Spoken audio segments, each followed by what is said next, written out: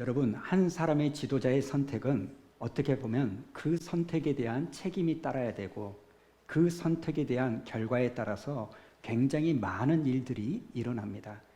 우리가 아는 것처럼 지금 러시아는 우크라이나와 전쟁을 하지 않습니까?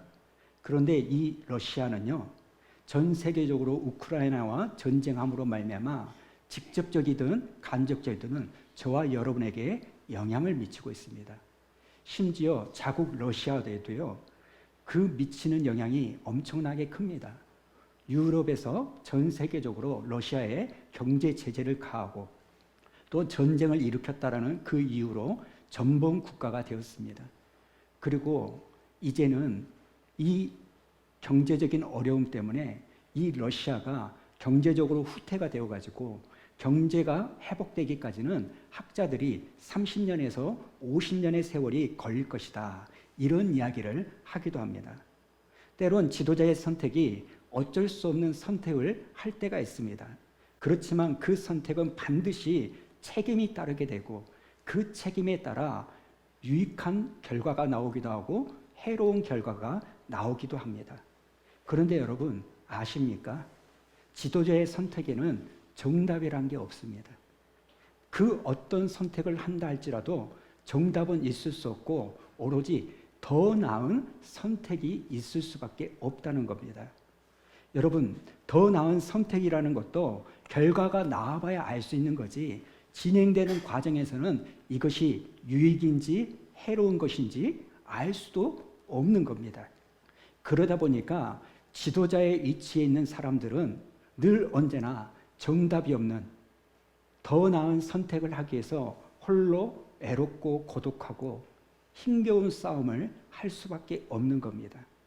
경리학이라는 이 과목이 있는데요, 여러분, 이 경리학에서도 이런 선택 질문에 대한 이런저런 이야기가 있는데 한번 스크린 한번 봐보실래요? 어느 세 회사가 있는데 A, B, C라는 회사가 있습니다. 근데 이 회사가 인센티브, 성과급을 3명의 직원들에게 주는데 A라는 회사는 90이라는 돈을 30, 30, 30 이렇게 나눠서 주고요. B라는 회사는 150이라는 성과급을 60, 50, 40, C라는 회사는 160이라는 성과급을 100, 35, 25 이렇게 인센티브를 줬다고 합니다. 여러분이 보실 때는 이 세 가지 회사 중에 어느 회사가 가장 합리적이고 정의로운 선택을 했다고 생각하십니까? 더 나은 정답은 없어요. 철학자인 존 롤스라는 사람이 이런 이야기를 했습니다. C보다는, 다시 한번 보여주실래요? C보다는 아까 그거요. 예, C보다는 A가 더 나은 선택이고 A보다는 B가 더 나은 선택이다, 이런 이야기를 합니다. 그러면서 B라는 회사가 가장 괜찮은 선택을 했다는 이유가 뭐냐면 세 회사 중에 최소로 받는 이 선택 금액이, 성과급이 어쩌면 가장 높았기 때문이라는 겁니다. 저도 이 세 가지 사건을 보면서 동일하게 B가 가장 괜찮은 회사구나, 그런 생각을 합니다. 근데 조금 전에도 말했던 것처럼 여러분, 정답은 없습니다. 왜 그러냐면 회사의 환경과 형편과 처지에 따라 그 이유가 있어서 그것을 정했을 수가 있기 때문입니다. 그러니까 오늘 우리가 알아야 될 게 뭐냐면 여러분, 선택에는 정답이 없고 그저 우리가 할 수 있는 것은 이것보다 더 나은 선택을 위해서 머리를 쓰고 고민하고 결정을 내려야 되는데, 여러분, 우리는 날마다 선택이라는 이 문제 앞에 서 있게 된다는 겁니다. 그래서 그 선택에 따른 책임을 우리는 져야 되고 때로는 그 선택 때문에 어려움을 겪기도 하지만 어쩔 수 없이 우리는 주어진 환경에서 선택을 해야 되는 겁니다. 오늘 또 여러분들이 아침에 일어나셨을 때 교회를 올지 안 올지 선택을 하셨을 거고, 밥을 먹을지 안 먹을지 선택을 하셨을 거고, 이 옷을 입을지 저 옷을 입을지 선택을 하셨을 거예요. 이 자리에 와서도 내가 잘지, 맞습니다 주님, 이럴지 눈을 뚜렷하게 뜨면서 배목사를 쳐다볼지 여러분은 선택을 해야 됩니다. 이렇듯 우리는 항상 선택의 기로에 놓여져 있다는 겁니다. 오늘 본문에 나오는 르호보암이라는 이 왕도 마찬가지입니다. 자기 아버지 솔로몬이 죽고 난 다음에 자기가 왕이 되니까 이제 이스라엘 백성들이 자기에게 찾아옵니다. 자, 3절과 4절을 한번 보십시오. 3절과 4절을 보니까 빨간 글씨에 뭐라고 말합니까? 아버지 솔로몬이 지었던 무거운 고역과 무거운 멍에를 가볍게 해주십시오. 이런 부탁을 르호보암 왕에게 했다는 겁니다. 어쩌면 이제 이 이야기를 들은 르호보암은 선택을 해야 됩니다. 저는 오늘 본문의 말씀을 가지고 세 가지 이 르호보암이 선택 앞에 서 있는 이 모습을 발견하게 되는데요. 첫 번째 르호보암이 선택해야 될 것은 뭐냐면 백성들의 멍에를 가볍게 해줄 건가 아니면 무겁게 할 것인가에 대한 선택을 해야 된다는 겁니다. 여러분, 멍에를 가볍게 한다. 어떻게 보면 가장 좋은 것처럼 보이지만 꼭 그렇지만 또 않습니다. 백성들이 원하는 대로 이 멍에를 가볍게 해주면 어쩌면 르호보암은 백성들의 존경과 신임과 신뢰를 얻게 될지 모르겠습니다. 그러나 여러분, 사람이라는 게 항상 익숙해지고 나중에는 당연하게 느낍니다. 시간이 지나면 백성들에게 또 다른 문제가 생기고 어려움이 생길 때 그들은 또다시 왕에게 찾아와서 우리의 이런 문제를 좀 더 가볍게 해주십시오라고 요구할지도 모릅니다. 여러분, 그렇게 하다 보면 르호보암은 왕으로서 왕권이 강화되기보다는 약화되어져서 나라를 다스리는데 어려움을 겪을지도 모른다는 겁니다. 여러분, 왜 제가 이런 이야기를 하냐면 아버지 솔로몬을 보면 알 수가 있는 겁니다. 아버지 솔로몬은요 7년 동안 하나님의 성전을 짓죠. 근데 이것은 솔로몬이 짓고 싶어서 지은 게 아닙니다.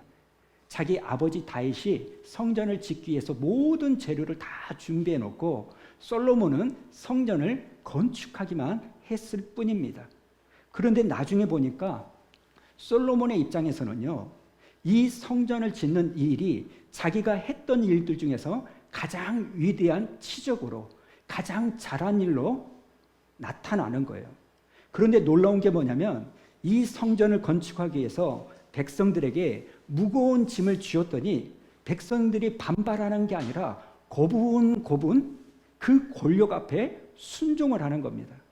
그 결과로 솔로몬의 입장에서는요 이게 재미가 들었을 수도 있고 또 필요에 의해서 한 것일 수도 있지만 이번에는 솔로몬이 성전을 7년 동안 지은 다음에 자기의 왕궁을 짓는데 몇 년 동안 짓냐면 무려 13년의 세월을 걸쳐서 왕궁을 화려하게 짓습니다. 그 왕궁을 짓는 데 있어서도 백성들에게 무거운 멍에를 지우게 됩니다. 왕궁이 다 지어지니까 이걸로 끝나는 게 아닙니다. 열왕기하 9장을 보니까요. 그가 왕궁을 짓고 나서 국고성을 짓고 마병의 성을 짓고 병거성을 짓고 이런 일에 백성을 또 동원하고 그들에게 무거운 짐을 지우게 합니다. 그것으로 끝나지 않습니다. 이웃나라와 정략적인 결혼을 하는데 결혼을 해서 데리고 왔던 이 여인들이 섬기는 이방 신상과 신당을 짓는 일에도 백성들에게 짐을 지우게 되는 거예요. 그런데 아이러니가 뭐냐면 이러면 이럴수록 솔로몬은 점점 더 중앙 집권적인 힘과 권력을 가지게 되더라는 겁니다. 그의 앞에는 어느 누구도 꼼짝할 수 없는 그 힘을 갖게 되는 거예요. 여러분, 어쩌면 이 아들 르호보암 입장에서는 아버지가 지었던 그 무거운 멍에가 나의 왕권을 강화시킨다는 것을 알았더라면 백성들을 자유케 해주고 백성들을 편하게 해주고 백성들의 멍에를 가볍게 해주는 것이 결코 쉬운 일이 아니라는 것을 우리는 알 수 있어야 되는 겁니다. 그래서 르호보암 입장에서는 백성들의 멍에를 가볍게 해야 될지 무겁게 유지해야 될지를 선택하게 되어 있다는 겁니다. 두 번째로 이 르호보암의 선택은요, 백성들의 말을 들어주는 지도자가 될지 아니면 일방통행할 지도자가 될지에 대한 선택 앞에 서게 됩니다. 우리가 그냥 볼 때는 르호보암은 백성들의 말을 들어주는 지도자라고 생각을 합니다. 백성들이 그러한 요구를 해올 때 바로 그 자리에서 "노! 안 돼. 그럴 수는 없어." 이렇게 끝내버리는 게 아니라 뭐라고 말합니까? 3일 후에 다시 나를 찾아와라. 이걸 보면 백성들의 말을 들어주려고 하는 지도자인 것처럼 보입니다. 또 이 이야기를 듣고 나서 했던 일이 뭡니까? 자기 아버지 솔로몬 시대 때 왕과 함께 국정을 논했던 원로들을 만나서 그들의 의견을 듣습니다. 그리고 그것으로만 끝나는 게 아니라 이제는 자기와 함께 자랐던 젊은 신하들을 불러가지고 이런 일들이 있는데 어떻게 하면 좋겠느냐, 그들의 이야기도 경청을 하더라는 겁니다. 이것으로 볼 때 르호보암은 참 경청의 사람이구나, 들을 줄 아는 사람이구나, 이렇게 느껴집니다. 그런데 여러분, 성경을 자세히 보면 르호보암은 결코 경청의 사람이 아닙니다. 들어주는 사람이 아닙니다. 단지 들어주는 척 하는 사람이라는 겁니다. 뭘 보면 아냐면 8절 말씀에 보면 먼저 르호보암은 원로들의 이야기를 듣죠. 자, 8절을 한번 보실까요? 자, 우리 한번 읽어봅니다. 시작.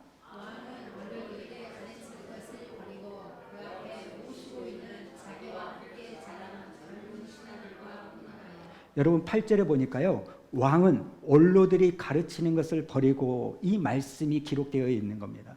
물론 지도자는요, 어떤 의견을 선택하기 위해서 또 다른 의견을 버려야 됩니다. 동시에 의견을 취합해서 두 가지를 한다는 것은 결코 쉬운 일이 아닙니다. 그런데 오늘 말씀 8절을 자세히 보면 아직 다른 의견을 듣기도 전에 원로들의 의견만을 들었는데 그 의견을 어떻게 했다는 거예요? 듣고 마음에 담아두는 게 아니라 버렸다는 거예요. 이 말이 무슨 말이냐면 르호보암 안에는 이미 자기가 정해놓은 답이 있었다는 거예요. 근데 그 답대로 원로들이 말을 해주지 않으니까 이건 들을 필요가 없어, 그러면서 제껴버리는 겁니다. 여러분, 이런 사람들의 특징이 뭐냐면 자기 마음에 맞는 답을 누군가 말해주기를 기다리고 그런 사람을 찾아가는 거예요. 가끔 전에도 말씀드리잖아요.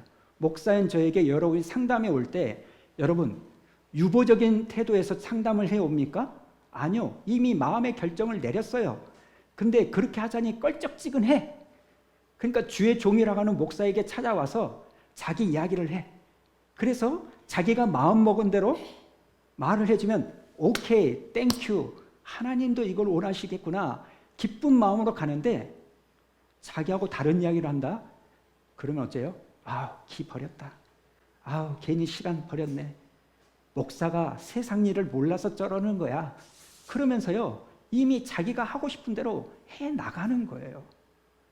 여러분, 이 원로들의 말을 버리고 이제는 누구를 찾아갑니까? 자기와 자라났던 정서가 비슷한 젊은 신하들의 의견을 듣습니다. 이 젊은 신하들은요, 르호보암이 원하는 답을 말해주는 겁니다. 사랑하는 여러분, 르호보암은요, 처음부터 들을 생각이 없었습니다. 르호보암은 처음부터 자기 생각을 강하게 가지고 있었어요. 이런 면에서 르호보암의 아버지 솔로몬은 굉장히 상반된 모습을 가지고 있습니다. 아버지 다윗이 죽고 나서 솔로몬이 왕이 되니까 하나님 앞에 일천번제를 드립니다. 그리고 그 일천번제를 드리는 과정 속에서 꿈에서 환상 중에 하나님이 나타나셔서 뭐라고 말합니까? 솔로몬아, 내가 너한테 무엇을 해주랴? 그럴 때 솔로몬이 뭐라고 이야기를 합니까? 열왕기상 3장 9절 우리 한번 읽어볼까요? 다 같이 있습니다. 시작. 누가 주의 이 많은 백성을 재판할 수 있사오리까? 듣는 마음을 종에게 주사 주의 백성을 재판하여 선악을 분별하게 하옵소서. 여러분, 솔로몬은 이렇게 이야기하는 겁니다. 무슨 마음을 주라고요? 듣는 마음. 부귀영화를 주라는 게 아니라 듣는 마음을 주라는 거예요. 누구에게 듣는 마음? 하나님께 듣는 마음. 백성들에게 듣는 그 마음을 달라는 겁니다. 결국 르호보암은 들어주는 지도자가 될 것인지 아니면 일방통행적인 답을 정해놓고 자기 마음대로 하는 지도자가 될 것인지를 선택해야 되는 겁니다. 세 번째, 르호보암은 또 다른 선택지 앞에 서게 됩니다. 자기 백성들을 이제는 만나게 될 텐데 3일 후에 세 번째 선택은 선한 언어의 모습으로 말을 할 건지 거친 언어의 습관으로 말을 하게 될 건지 이 선택 앞에 놓여 있게 된다는 겁니다. 오늘 성경 말씀을 보니까 원로들은 르호보암에게 뭐라고 말합니까?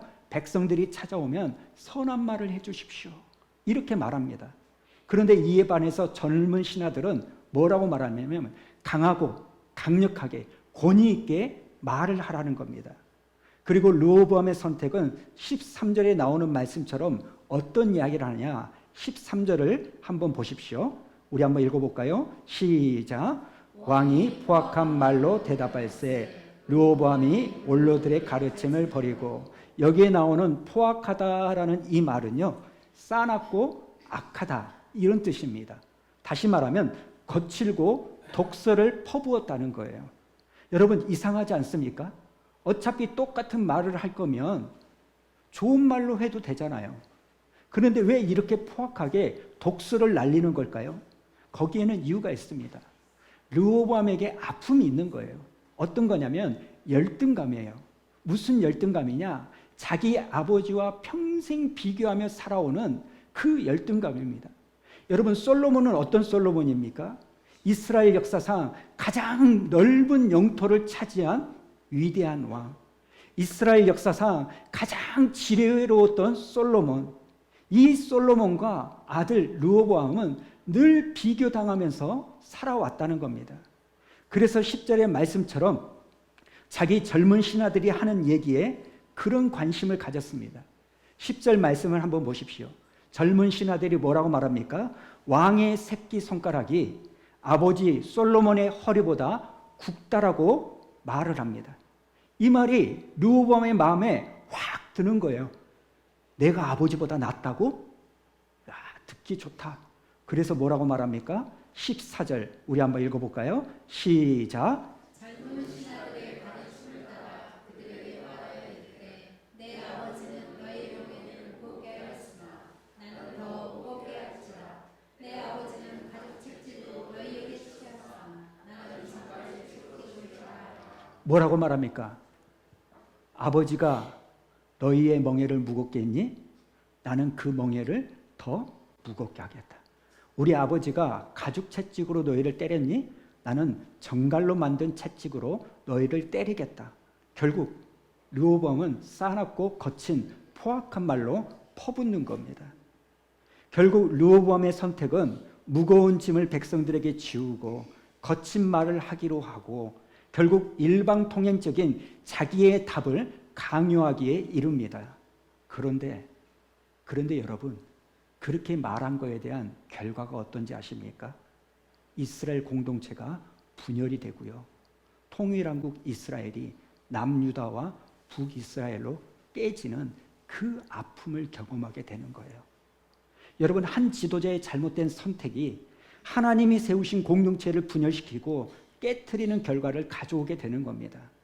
오늘은 목회자 주일입니다. 스승의 날이죠. 우리 모두는 어쩌면 누군가의 스승이 되기도 하고요. 누군가가 나의 스승이 되는 삶을 살 수밖에 없습니다. 그런데 우리의 스승이 누군가의 삶의 영향에 많은 영향을 끼치는데 그 사람의 모습이 오늘 본문에 나오는 르호보암과 같은 그 모습이라면 그 사람을 따르는 수많은 사람들은 아픔과 괴로움과 고통을 강하게 된다는 겁니다. 그래서 여러분, 우리는 기도해야 됩니다. 교회에 세워진 지도자, 저를 비롯한 목사와 고영욱 목사, 우리 세 분의 장로님들을 위하여 기도하셔야 됩니다. 어떤 기도입니까? 르호보암과 같이 거친 말이 아니라 르호보암과 같이 사람들의 말에 귀를 기울이지 않는 사람이 아니라 르호보암과 같이 더 무거운 멍에를 지우는 그런 종들이 되지 않도록 기도해 주셔야 됩니다. 또 여러분 자체가 가정 안에서 직장 안에서 주변의 지경 가운데 내가 르호보암과 같은 사람이 되지 않도록 여러분 기도해야 될 줄로 믿습니다. 근데 여러분, 왜 르호보암이 이런 선택을 할 수밖에 없었을까요? 여기에 지난 한 주 동안 저의 고민이 출발되었습니다. 왜 르호보암은 이런 선택을 할 수밖에 없었을까? 그 선택 말고는 다른 답이 없었을까? 고민을 하다가 결론이 뭔지 아십니까? 역시 그럴 수밖에 없었구나. 그 생각을 하게 되었습니다. 그 이유는 세 가지입니다. 르호보암이 이런 선택을 할 수밖에 없었던 이유는 르호보암 인생에 없었던 세 가지가 있기 때문입니다. 첫 번째, 르호보암이 그런 선택을 할 수 있었던 이유는요, 그에게 하나님이 없는 인생을 살았기 때문입니다. 이게 무슨 말이냐면 자신의 인생에 있어서 때로는 중요한 결정과 선택을 해야 될 때 르호보암 입장에서는요, 하나님께 나아가 구하고 기도하고 지혜를 얻게 해달라고 기도해야 됩니다. 그런데 그가 구하는 지혜의 대상은 하나님이 아니라 누굽니까? 사람이었어요. 문제가 생기자 하나님을 찾아가는 게 아니라 사람에게 찾아가서 사람의 지혜를 구하는 겁니다. 그렇다고 여러분 오해하지 마십시오. 지혜로운 사람에게 지혜를 구하는 것이 나쁘다는 게 아닙니다. 오히려 내 옆에 지혜로운 사람이 있다는 것은 하나님이 내게 주신 축복입니다. 그러나 가장 중요한 것은 내 삶에 어떤 문제가 생겼을 때 가장 먼저 떠올리고 구해야 될 대상은 사람이 아니라 하나님인 줄로 믿습니다. 이유가 뭔지 아십니까? 야고보서 1장 5절에 나오는 말씀 때문입니다. 우리 한번 읽어볼까요? 시작. 너희 중에 누구든지 지혜가 부족하거든 모든 사람에게 후히 주시고 아니하시는 하나님께 구하라. 그리하면 주시리라. 아멘. 지혜가 부족하면 사람에게 구하기보다는 하나님께 구하면 후히 주시고 꾸짖지 아니하시는 하나님이 우리에게 지혜를 주시는 거예요. 여러분은 어떠십니까? 어떤 문제가 생겼을 때 제일 먼저 떠오르는 대상이 누구십니까? 그거 아십니까? 어떤 문제가 생겼을 때 제일 먼저 떠오르는 대상이 평상시에 내가 의지하고 신뢰하고 믿고 있는 대상이에요. 어떤 문제가 딱 떠오르잖아요. 근데 이 사람이 떠올라요. 어떤 문제가 생기잖아요. 그러면 돈이 떠올라요.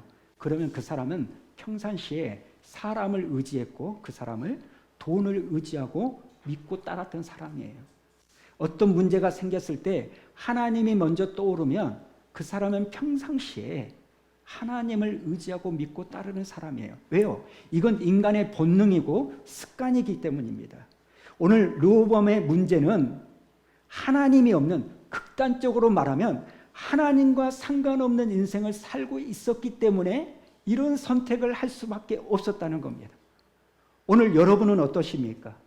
저는 오늘 우리 교회 지도자로 세워진 목사인 저를 비롯한 세 분의 장로님들이 하나님과 상관없이 사는 인생이 아니라 하나님을 두려워하고 하나님이 말씀하시면 겸손히 멈출 수 있는 그러한 종들이 되기를 주님의 이름으로 축원합니다. 두 번째, 르호보암은 무엇이 없는 인생이었냐면 자존감이 없는 인생이었어요. 자존감은 무슨 말의 준말입니까? 자기 존중감의 준말이에요. 사전에 보니까 자존감이라는 말을 이렇게 말을 하더라고요. 자기의 가치를 귀하게 여기고 부정적으로 여기지 않는 감정. 자기의 가치를 귀하게 여기고 부정적으로 여기지 않는 감정을 자존감이라고 말을 하는데, 여러분 자존감을 말할 때 구분해서 써야 되는 단어가 하나 있는데 그게 뭐냐면 자존심입니다. 자, 자존심이 어떤 뜻이냐 한번 읽어볼까요? 시작. 누군가가 자신을 존귀하게 여겨주거나 누군가가 자신을 띄워주기를 바라는 감정, 이것이 자존심입니다. 누군가가 자기를 높여주기를 원하거나 누군가가 자기를 띄워주기를 원하는 감정, 이게 자존심이에요. 르호보암은요, 자존감은 낮았고 자존심은 높았습니다. 결국 누가 나를 높여주면 나는 기분이 좋고 누가 나를 낮춰주면 나는 기분이 나쁜 거예요. 그래서 누군가의 말에 따라서 일희일비하는 삶을 살았던 사람이 르호보암이라는 겁니다. 저는 오늘 말씀을 준비하면서 그런 생각이 좀 들었습니다. 교회에서 일꾼이 필요해가지고 때로는 장로나 안수 집사를 세울 때가 있잖아요. 그러면 그 장로 선거는 자존감의 문제인데 자존심의 문제로 생각하는 사람들이 있는 겁니다. 여러분, 교회의 지도자는 하나님이 세우시는 줄로 믿습니다. 사람들이 세워서 그 사람을 높여주는 것이 아니라 이 문제는 하나님께서 사람을 세우셔서 그 교회에 있는 무거운 짐을 장로들에게 맡기는 거예요. 그런데 사람들이 나를 뽑아주면 자존심이 살고, 사람들이 나를 뽑아주지 않으면 자존심이 죽어가지고 상처를 받는 인생이 아니라, 여러분과 저는 본래부터 보시기에 힘이 좋았더라는, 하나님이 존귀하게 보시는 자존감이 높은 인생인 줄로 믿습니다. 여러분, 내가 장로가 되고 안 되고의 문제는 내 능력이나 내 자질의 문제가 아닙니다. 아직 하나님의 때가 나에게 주어지지 않았을 뿐이에요. 그런데 장로가 되고 안 되고의 문제를 자존심의 문제로 보니까 우리는 상처를 받아요. 아니, 내가 그동안 이렇게 교회를 위해서 열심을 냈는데 성도들이 나를 이렇게밖에 생각하지 않는다고? 이러면서 교회를 떠나는 일들이 너무너무 많습니다. 어쩌면 장로가 돼서 하나님께 영광을 돌리는 그 일보다도요, 장로가 떨어졌음에도 불구하고 묵묵히 내가 있는 자리를 지키면서 교회와 성도들을 섬기는 그 모습이 장로가 돼서 영광을 돌리는 것보다 더 큰 영광을 하나님께 돌리게 될 줄로 믿습니다. 그러므로 사랑하는 성도 여러분, 이제는 우리가 자존심으로 사는 인생이 아니라 하나님이 나를 존귀한 자로 보이시는 자존감 있는 인생을 사시는 여러분 되기를 축원합니다. 마지막 세 번째, 르호보암의 문제는 뭐가 없는 인생이었냐? 공감 능력이 없는 인생이었다는 겁니다. 여러분, 공감 능력이라는 것은 태어날 때부터 만들어지는 게 아닙니다. 훈련하고 배워지는 것이 공감 능력입니다. 르호보암은 백성들의 호소와 고통을 들을 때 이런 생각을 했어야 돼요. 얼마나 힘들었으면, 얼마나 괴로웠으면, 얼마나 고됐으면 나에게 찾아와서 이런 이야기를 했을까? 이런 생각을 해야 되는데 르호보암은 그런 생각을 전혀 하지 못합니다. 백성들의 눈물과 아픔을 보고도 느끼지를 못하는 거예요. 오로지 백성들은 누구를 위한 수단이냐? 나의 삶을 유익하게 만드는 수단으로 백성들을 바라보는 거예요. 여러분, 이걸 잘 아셔야 되는 겁니다. 그래서 르호보암은 그들에게 더 무거운 짐을 지우게 하고 가죽 채찍이 아니라 정갈 채찍으로 너희를 때리겠다라고 강하게 말을 하는 이 모습이 있다는 겁니다. 오늘날 우리의 마음은요, 너무나 강팍해져 있습니다. 드라이해져 있습니다. 단지 내가 먹고 살기에 바쁘다는 이유로, 나 먹고 살기도 바쁜데 누구를 돌봐줘, 이런 마음으로 우리의 감정이 너무나 메말라져 있습니다. 그러나 여러분, 교회는 그러면 안 됩니다. 성도들은 그러면 안 됩니다. 우는 사람들과 함께 울고 웃는 사람들과 함께 기뻐하는 공동체가 하나님이 세우신 이 교회 공동체인 줄로 믿습니다. 그래서 내가 있을 때만 누군가를 도와주는 것이 아니라 내가 비록 없지만 콩 한 쪽이라도 나눠 먹겠다는 그 마음으로 누군가를 바라보고 어려운 일이 있을 때 그들을 위하여 기도하고 작은 돈 1,000원이라도 후원할 수 있는 그런 공동체가 여러분 교회여야 됩니다. 하나님이 세우신 교회는요, 공감하는 교회입니다. 섬김이 있는 교회입니다. 우리 교회가 왜 어렵고 힘든 상황 가운데 있다 할지라도 때로는 힘내세요 헌금, 때로는 사랑의 박스, 때로는 어려운 미자립 교회 난방비를 지원할까요? 우리가 남아 돌아서요? 아니요. 우리도 살아남기 힘듭니다. 하나님이 세우신 교회는 메마른 교회가 아닙니다. 있어서 하는 교회가 아닙니다. 교회는 나눔과 채움으로 이루어지는 교회입니다. 세상은 그렇지 않습니다. 오늘날 우리의 모습들이 너무 공감하지 못하는 모습들은 아닌가요? 여러분, 르호보암은 백성들의 아픔을 공감하지 못하고 그저 내가 하고 싶은 대로 하기 위하여 백성들을 수단과 도구로 봤습니다. 여담입니다만 여러분, 제가 웬만하면 교회 밖의 일들을 안 하는 이유가 여러 가지가 있지만 그 중에 하나가 뭔지 아십니까? 제가 속해 있는 지방에 회장을 한다면 처음부터 그런 건 아니겠지만 어느 순간부터 내 위치와 내 체면을 위해서 무슨 행사가 있을 때 여러분들을 동원할까 봐, 나의 위치를 위해서 여러분을 수단으로 삼을까 봐 안 하는 일들도 이유 중에 하나입니다. 여러분, 만약에 제가 그런다, 그러면 저는 병든 거고 저는 타락한 거라는 겁니다. 사랑하는 성도 여러분, 오늘 르호보암은 하나님 보시기에 합당한 지도자가 아닙니다. 오늘날 교회 안에 이런 지도자가 얼마나 많습니까? 우리 교회를 보면 세 분의 장로님들은 괜찮아요. 우리 고용 목사님은 괜찮아요. 저만 잘나면 됩니다. 오늘 본문에 나오는 말씀처럼 하나님 없이 제 경험으로 목회하려고 하는 그 인생이 아니라, 자존심으로 성도들을 대하려고 하는 그 인생이 아니라 성도들과 함께 웃고 우는 그 목회자가 되면 하나님께서 이 교회를 귀하게 볼 줄로 믿습니다. 사랑하는 성도 여러분, 저만 그런 게 아니라 여러분도 그러한 삶의 모습을 갖기를 주님의 이름으로 축원합니다.